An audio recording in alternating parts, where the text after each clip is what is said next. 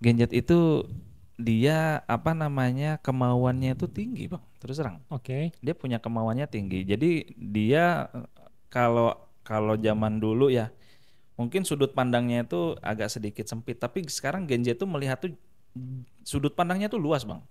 Karena mungkin abundance of informasi itu ya kan, di Karena mana ya karena internet. informasi yang terus menerus membeludak gitu kan. Ya, Kayak di posisi A ternyata bisa meloncatnya jauh. ya, ya. Nah, membuat si Genjet ini sebenarnya kalau kita ngolahnya pas Hmm, nih Bang nih, ya. improve-nya itu cepet. Oke. Im- Bismillahirrahmanirrahim. Assalamualaikum warahmatullahi wabarakatuh. Waalaikumsalam warahmatullahi wabarakatuh. Oke, halo teman-teman semua. Alhamdulillah saya sebagai host dari Leadership Talks dan Raga Nudin senang banget nih. Jadi pada kesempatan ini kita menghadirkan narasumber dan juga sahabat dan juga alumni muda dari Asrama Sunan Giri. Assalamualaikum. Waalaikumsalam warahmatullahi wabarakatuh. Oke, kita Bang sapa Danu. dulu Bang Muhammad Iqbal. Bener ya Bang ya? Betul Oh, Bang. bener, oke.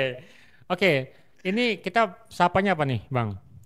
Iqbal aja? Iqbal aja. Oke, Iqbal aja ya. Abang kan senior saya.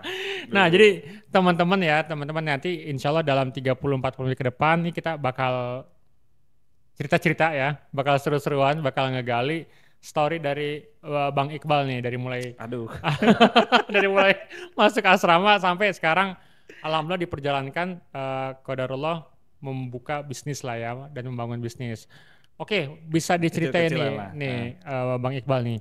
Apa sih pertama kali motivasi kenapa masuk asrama? Dan kenal asrama itu dari mana? Monggo silakan. Oke, siap.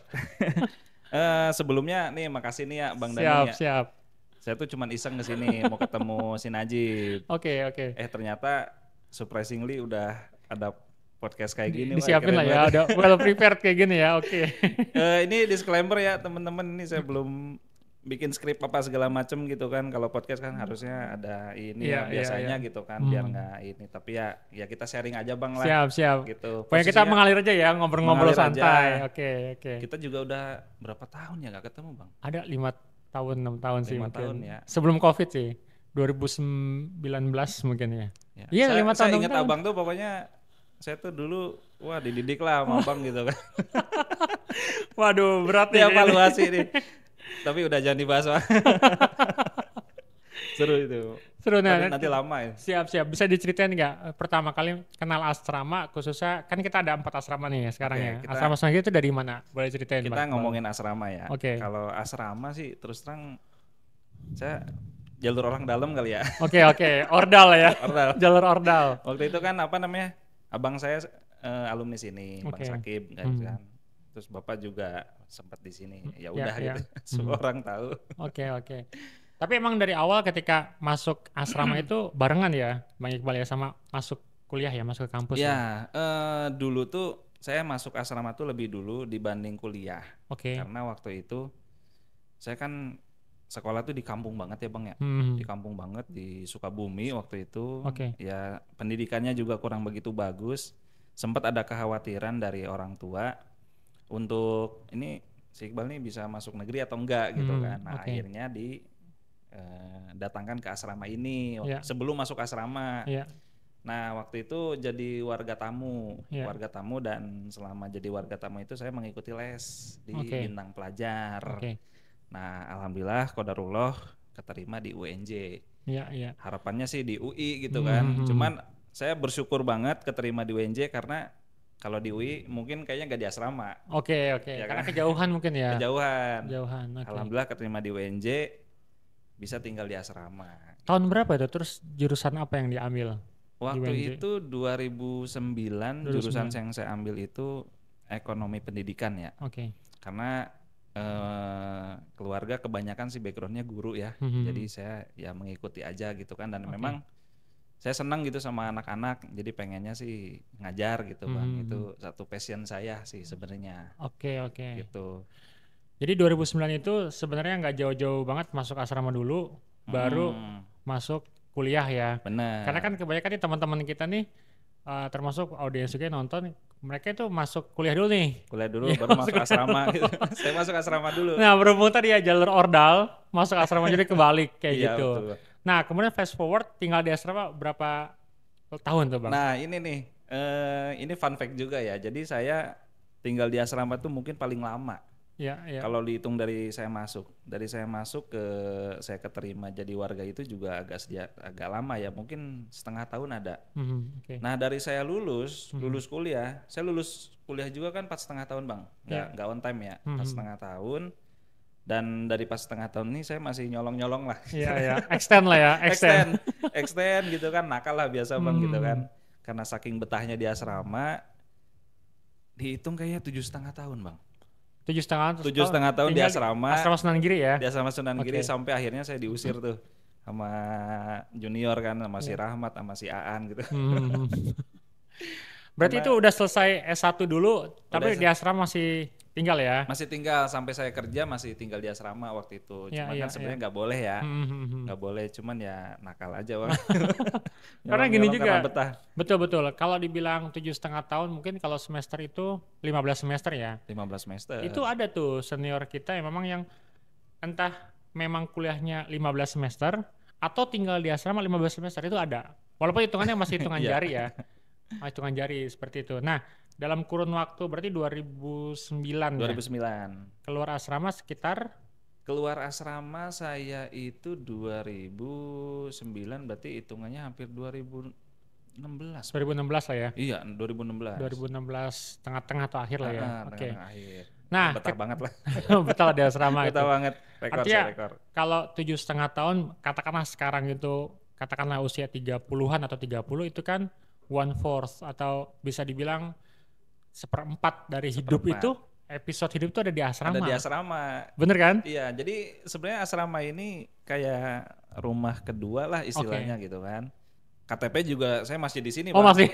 Oke, kita tos dulu dong berarti. Masih. KTP saya masih di sini nih, Oke. boleh nih. Siap, siap. Jadi Masih. emang saya masih warga sini.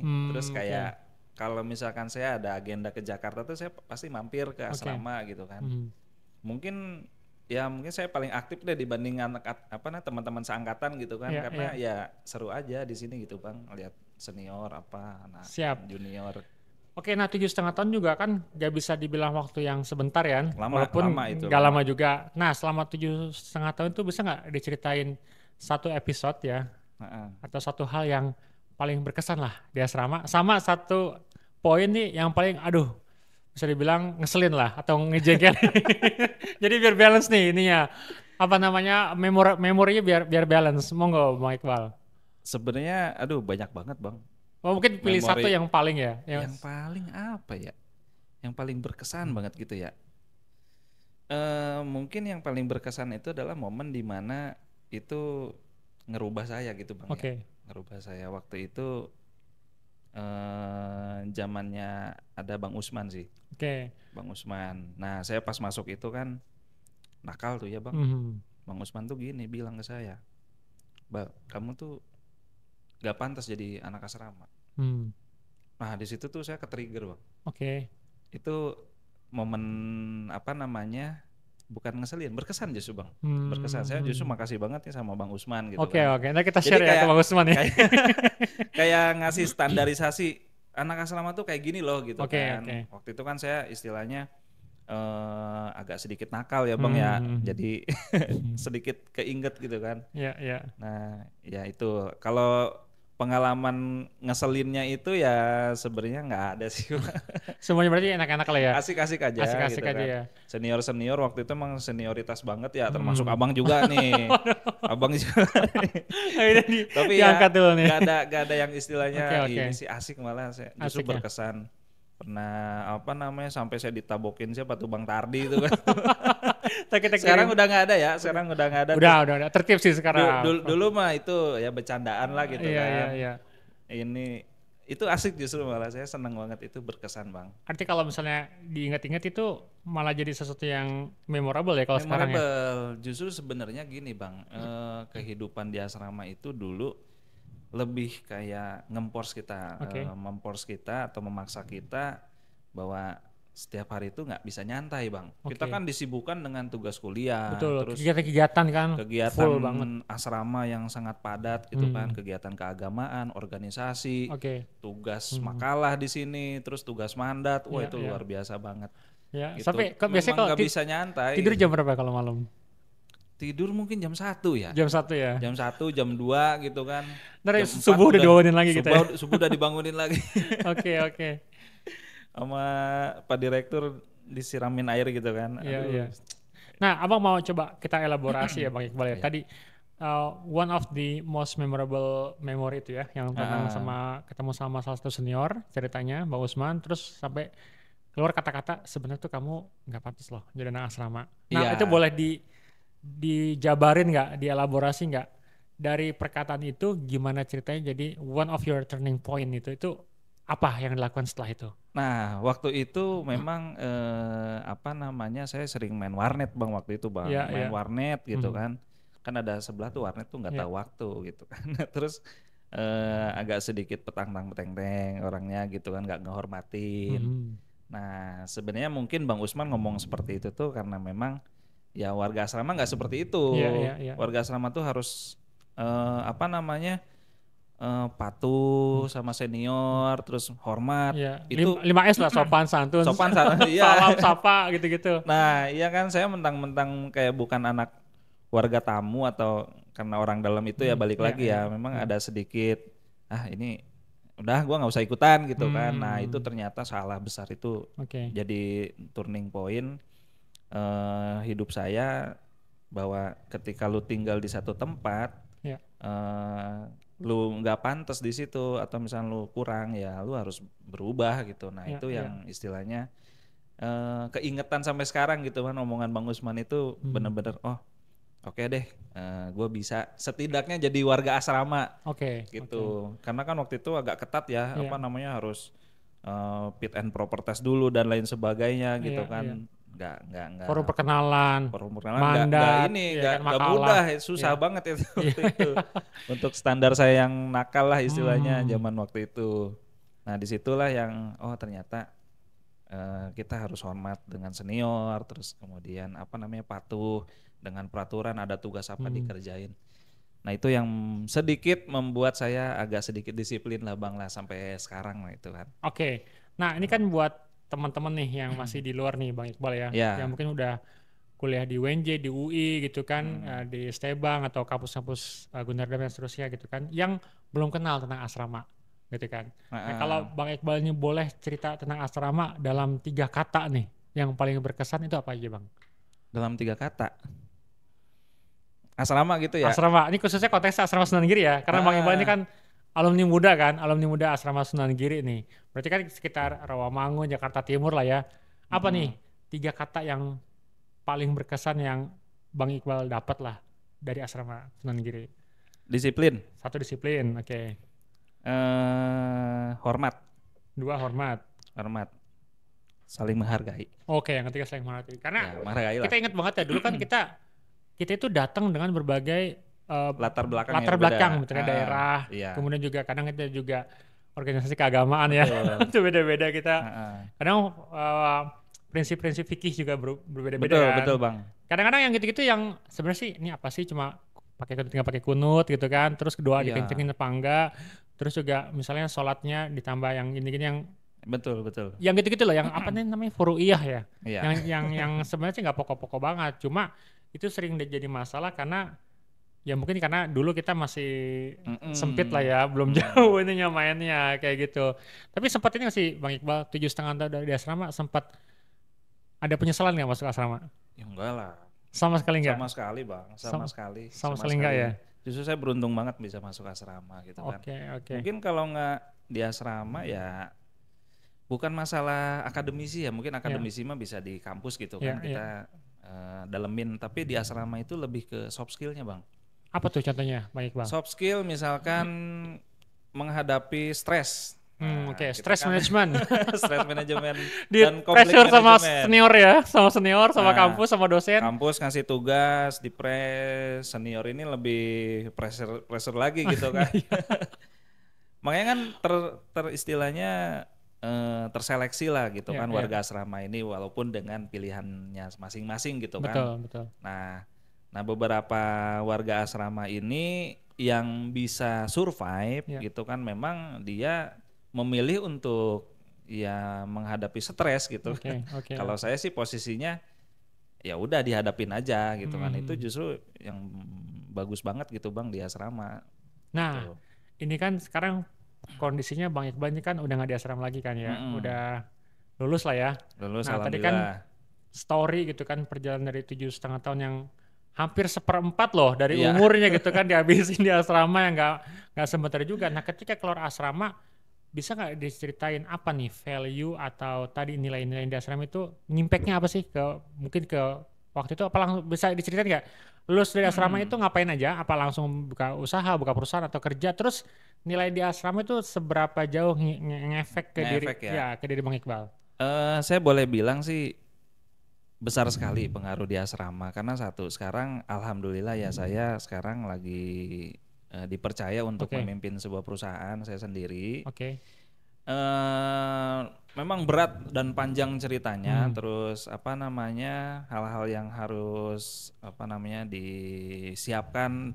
Namun semua itu kebantu karena saya pernah di asrama. Dalam hmm, artian lebih ke tadi yang saya bilang kita bisa menghandle stres, terus ya, kemudian apa namanya disiplin. Itu hal yang menjadi modal Bang sebenarnya. ya, ya. Dan yang paling penting tuh berani. Oke, Nah, berani berani sih ya. berani di asrama kan kita terbiasa untuk berani mengambil keputusan gitu Ya, kan. betul. Nah, itu sangat berimpact sekali ketika saya lulus kuliah. Dan apa namanya? Lebih ke salah satunya itu misalkan cara kita public speaking lah. Ya, Di ya. asrama kan kita terbiasa untuk presentasi gitu Dipaksa kan. malah ya. Dipaksa Dipaksa presentasi, tampil. jelasin masalah, Iya, iya. berdebat segala macem. Ini yang menjadi modal saya sekarang gitu Iya, kan. iya. Dulu kan sebelum saya berbisnis itu saya sebagai seorang salesman Bang. Oke. Jadi sebagai seorang sales, nah itu sangat ngebantu sekali. Karena harus Biasa ngecap ya, ngecap ngecap gitu kan, kemana-mana. nego sama senior kayak gimana Iya, gitu iya, kan. Aduh iya, itu sangat-sangat ngebantu gitu kan. iya, Dan ya udah terbiasa ngobrol di apa namanya di depan umum gitu. iya, iya, iya.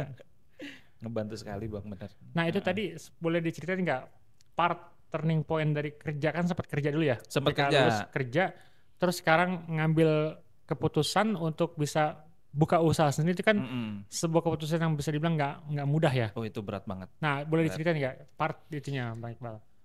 Kalau part di situ sih sebenarnya awalnya itu saya nggak kepikiran untuk buka usaha ya, Iya, iya. nggak kepikiran untuk buka bisnis karena ya saya tahu itu kan Hmm, kalau bisnis itu kan berat sekali dan iya. perlu modal segala macam gitu kan. Hmm. Kalau dulu di asrama itu, ayo bikin apa namanya jadi wira swasta dan lain sebagainya. Entrepreneur sukses, Oh semangat. semangat gitu. Itu gak semudah itu Bang. Oke, oke. Nah, saya memutuskan untuk ya udah saya jadi seorang pekerja aja waktu itu Hmm, dan cukup lama. Jadi dari saya lulus kuliah itu saya masih bekerja mungkin sampai bahkan sampai 2023 itu saya masih bergelar karyawan di sebuah perusahaan gitu kan. hmm. 2023 kemarin Berarti itu bisa dibilang hybrid ya? Hybrid hybrid. ya, separuh kerja, separuh Separuh usaha. kerja saya membangun usaha dan nggak Oke. bisa kita membangun usaha tuh tanpa kita pernah bekerja. Ini Hmm, versi saya ya, kalau oke. menurut saya karena Ya. lu gimana mau bisa bangun sebuah bisnis tanpa lu tahu gitu kan Mhm, kayak administrasi perusahaan, oke. ngerti legalitas, Ya. pajak segala macem gitu kan itu tetek bengeknya tuh Hmm, banyak sekali dan lu nggak bakal bisa jalan perusahaan tanpa lu pernah bekerja dan oke. bekerjanya juga nggak yang misalkan di posisi ngerjain sesuatu, memang harus ngulik semuanya. Mhm. Dan kodarullahnya tuh alhamdulillah waktu saya bekerja itu saya dapat posisi yang cukup strategis gitu kan waktu itu. Terakhir sebagai apa tuh, Bang Iqbal? Waktu itu sebagai sales project. Sales project. Sales Oke. project pas saya keluar asrama itu saya masuk di perusahaan temannya almarhum bapak gitu Ya, kan. ya. Nah sebagai sales project, namun karena perusahaan ini nggak terlalu besar, Mhm. jadi kayak serabutan Bang. Semuanya Hmm, dikerjain lah oke, oke, istilahnya. oke. Dari mulai nyales iya, ngurusin dokumen tender iya, Hmm. ngurusin tagihan segala macam sampai pajak. Ya, ya, ya. Itu yang menjadi modal istilahnya bisa bisa apa namanya untuk bisa membangun bisnis. Mhm. Nah ini juga memang disupport dari soft skill yang di asrama tuh. Biasa Ya, kita ya. ngerjain multitasking kan Iya. ya. Multitasking banget ngerjain A sampai Z tuh dalam waktu bersamaan. Nah ini sama persis Mhm. ketika kita bekerja. Ya, ya. ketika bekerja itu sama persis. Nah, turning point kenapa saya bisa berbisnis adalah karena waktu itu mungkin karena saya ngerasa udah Ya. yakin bisa ngehandle semuanya, itu saya baru Baru buka bisnis, memutuskan itu ya. memutuskan. Jadi Oke. nggak yang buka bisnis dulu baru oke kita mencoba, enggak. Saya make sure benar-benar Hmm. apa namanya hal yang harus dipersiapkan ketika misalkan kita membuka bisnis. Oke, oke, oke. Nah, ini saya baru buka bisnis itu di 2017 Ya. gitu kan. Jadi selang beberapa tahun dari asrama, tapi itu hanya sebatas ya bisnis kecil-kecilan. Oke. Tapi untuk scale up itu nggak bisa Bang, itu harus benar-benar kita harus tahu seluk beluk banyak sekali gitu Ya, kan. ya, ya. Itu salah satunya apa namanya, kayak misalkan kita dari bisnis itu kan ada PKP non PKP gitu kan, Ya, terus ya. ada misalkan bisnis UMKM sama bisnis kecil menengah, Ya, nah ya. atau misalkan dari CP ke PT. Nah ini saya kan udah PT nih, Ya. untuk bisa PT ini memang panjang sekali gitu kan ininya apa namanya perjalanannya gitu Bang. Berarti dari 2017, sekarang 2017, 2025 ya. sekarang 2025. Oke, nggak kerasa juga ya perjalanannya sekitar 8, kurang lebih ya 8 Kurang tahun. lebih 8 tahun. Kurang lebih 8 tahun. 8 tahun. Oke. Nah, itu Tuh. berarti kalau boleh tahu di usia berapa memutuskan bismillah, kayaknya gue udah yakin nih bisa gitu. Hybrid itu saya dari 2019 sampai 2023. Itu hybrid. Itu hybridnya. Hybrid gitu kan. Jadi saya kerja di perusahaan tapi bisnis saya jalan. Oke. Nah, itu apa namanya? Kenapa bisa jalan? Karena saya menjalankan dua jenis bidang yang berbeda. Oke. Itu Nah, mencegah untuk konflik itu ya, of mencegah interest. konflik of interest. Oke, Saya oke. kan jualan bisnis di bidang civil construction dan interior design and build kan. Ya.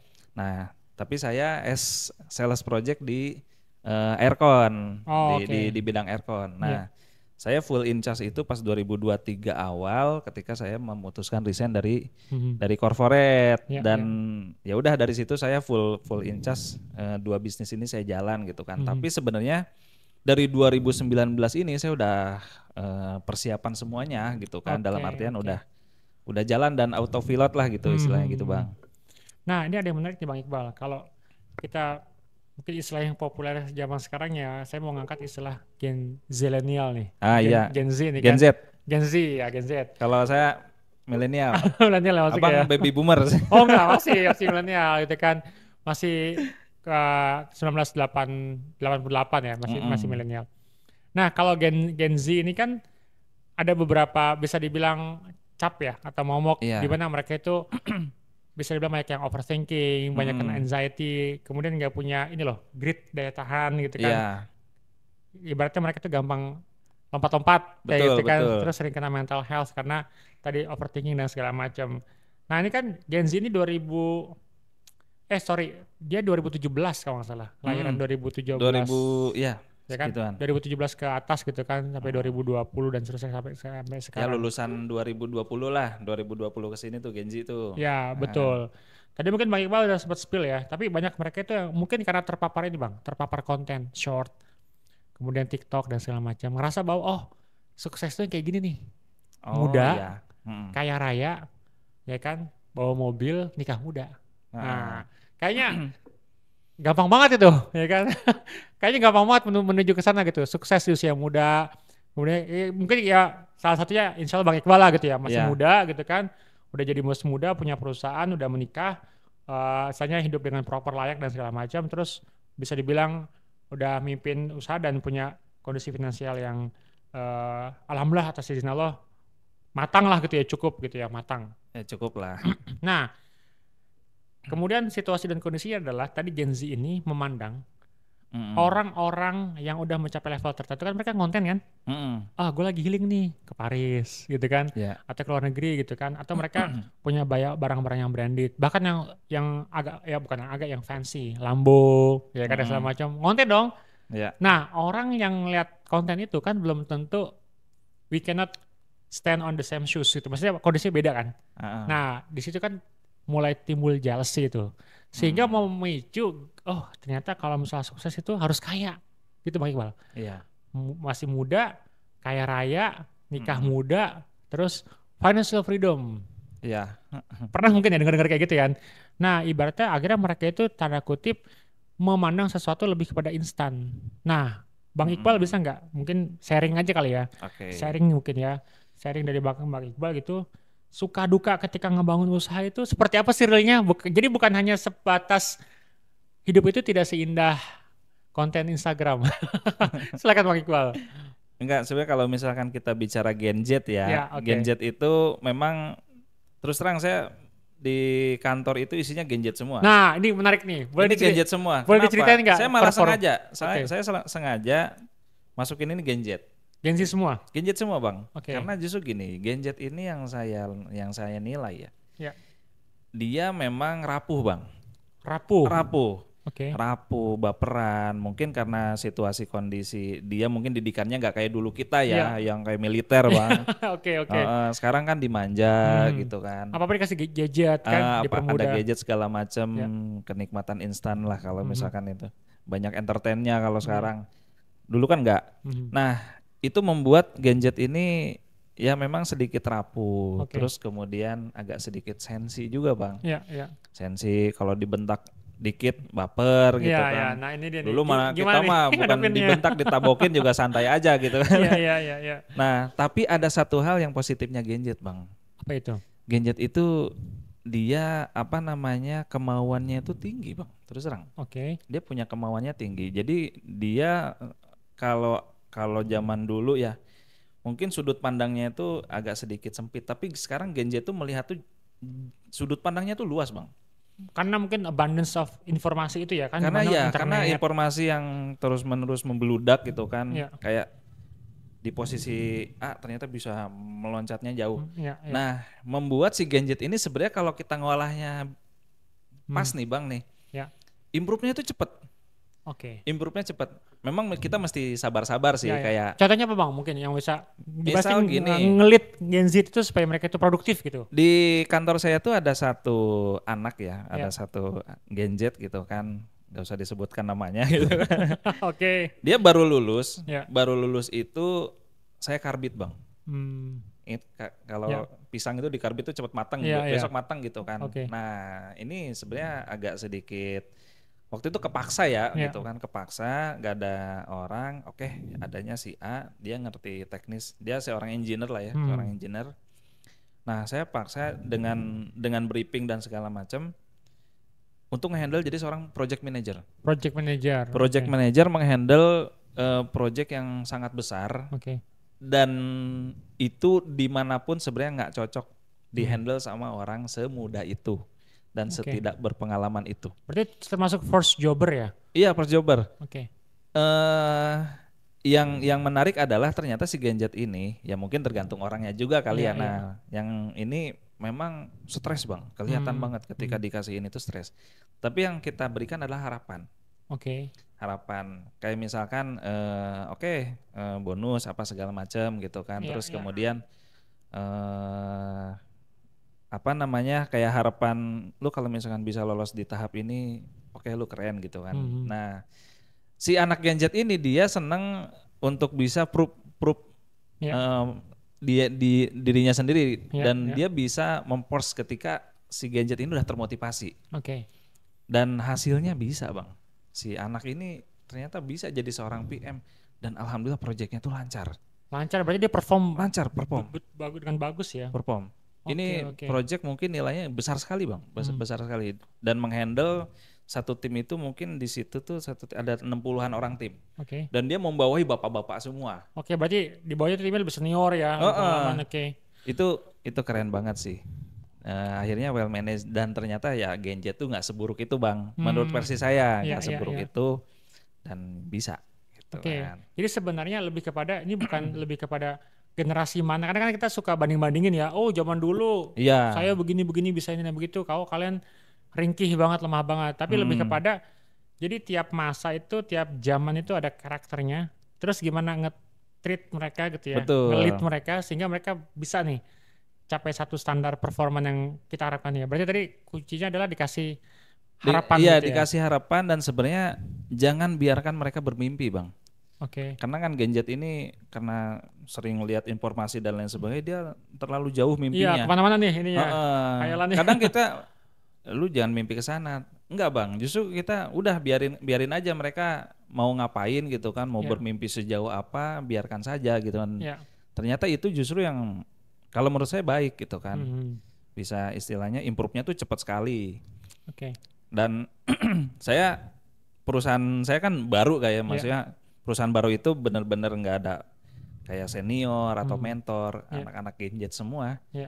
Sekarang tuh udah dilepas aja kayak Oke. administrasi perusahaan. Ada Hmm. satu Genjet yang handle pajak, bang. Hmm, Lancar bang. lancar ya. Nge-handle finance, lancar juga. Alhamdulillah. Harusnya kan ada guidance apa segala Iya, macam, ini iya. nggak boleh, itu nggak boleh gitu Hmm. kan.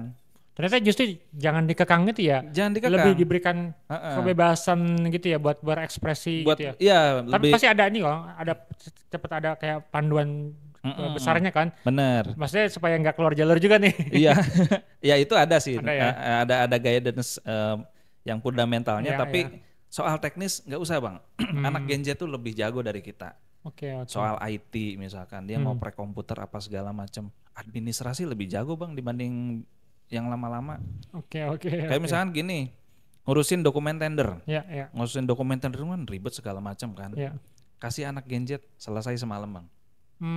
Oke, oke. Serius. Bisa semalam mana kayak Bisa malam. kerjaannya Roro Jonggrang tuh. Iya, justru anak Genjet ini dia nggak cocok dengan kerjaan yang justru malah kayak banyak politiknya. Iya, Misalkan iya. gini, dia harus berurusan sama orang tua gitu kan, atau misalkan yang harus eh ketemu orang bernegosiasi. Memang belum saatnya. Oke, Tapi kerjaan teknik apa segala macam itu teknis dia cepat sekali, cepat ya.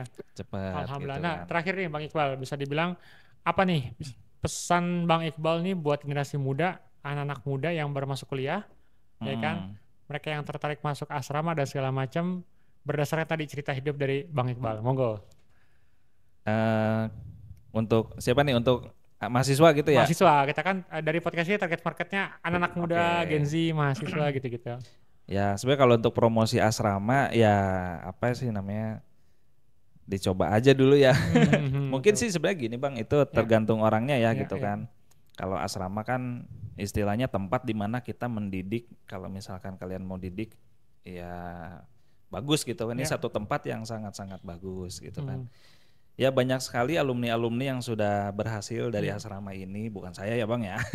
Amin, insyaallah kan sebenarnya kan proses ya, semuanya Iya, berproses insyaallah. cuma kalau misalnya untuk proses kayak terus development sendiri, terus cara gimana kita apa namanya bisa develop itu bagus sekali. Tapi yang lebih penting Ya. sebenarnya keluarga bang di asrama tuh. Oh, gitu tadi ya, dapat Iya, keluarga kedua, keluarga kedua. rumah kedua itu tadi ya. Saya tuh kayak nganggep Bang Danu itu saya kayak abang saya gitu kan. Siap. Terus ini Bang Najib juga kayak abang saya. Iya, Kayak iya, iya. misalnya gini, ada kumpul nih kita nih, itu tuh kayak satu momen yang saya pasti utamain bang, utamain Oke, datang. Oke. Karena apa ya, seru aja, Hmm. seru aja gitu kan, kayak ketemu kakak gitu kan, terus kalau junior datang ketemu adik gitu kan, terus dengan segala macam kenangan itu Iya, justru iya. membuat bonding kita tuh kuat. Betul, betul, betul. Itu sayang banget kalau misalkan ada kesempatan rekrutmen di asrama, kalian istilahnya di skip gitu ya. kan. Bukan masalah bisa dididik dan lain sebagainya, itu keluarga. Oke, oke. Keluarga itu nomor satu lah istilahnya, atau teman lah gitu kan. Kita punya teman yang bisa kita kenang sampai tua gitu kan. Beda kalau misalnya kita ngekos ya. Iya, iya. Ngekos kita punya teman berapa sih gitu kan. Atau teman kampus. Dan Siapa sih yang teman kampus yang bisa ikatannya kan nggak sampai. ya oportunis bang. Iya, iya. Kalau kampus paling ya udah sekedar mengerjakan tugas. Tapi kan kalau di asrama beda. Maksudnya tidur bareng gitu kan, apa namanya, masak bareng, satu tempat bang. makan satu meja dan setiap hari. Aduh itu indah bang, serius. Keluarga. Iya tuh curhat juga ya. Mm-mm. Jadi kalau saya singkat tuh bahasanya tuh second home, second family. Bener, second home, second Family. Jadi rumah kedua, keluarga kedua.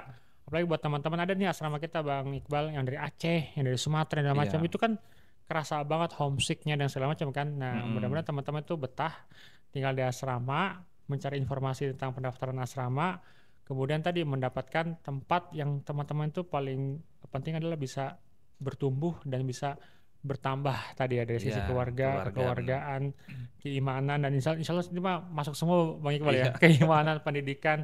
Apalagi sekarang kita makin makin bagus lah ya program-programnya, ada mentornya iya. dan seterusnya dan seterusnya. Ada beasiswanya juga. Oh, alhamdulillah Bang. Jadi semuanya itu sekarang yang masuk asrama itu udah full scholarship. Semuanya itu Hmm. wajib menerima beasiswa Bang Iqbal. Wah, Gitu. alhamdullah. Udah Sayang good banget ya good news Bang. banget. Jadi sayang banget nih kalau teman-teman ngelewatin kesempatan ini. Oke, mungkin em, kita pengennya sih kayak dulu ya kita diskusi ngobrol bisa sampai subuh Bang Iqbal ya. Cuma karena kalau podcast itu Dulu kalau ngobrol bener Bang sampai subuh sampai gitu subuh kan, ya. diskusi. Nah, cuma karena ada keterbatasan waktu dan segala macam, insya Allah nanti kita sambung lagi kesempatan. Thank you banget Bang Iqbal Oke, udah thank you Bang Dano mampir ya ke atas podcast kita. undangannya gitu. Walaupun agak dijebak nih ya, tapi insya Iya. Allah bermanfaat lah obrolannya. Thank you teman-teman yang udah stay tune bareng kita. Insya Allah nanti kita ketemu lagi di konten-konten keasraman dan di asrama ini insya Allah kalian bisa bertumbuh dan kita bisa improve bareng-bareng. Thank you sekali lagi. Amin. Assalamualaikum warahmatullahi wabarakatuh. Waalaikumsalam warahmatullahi wabarakatuh.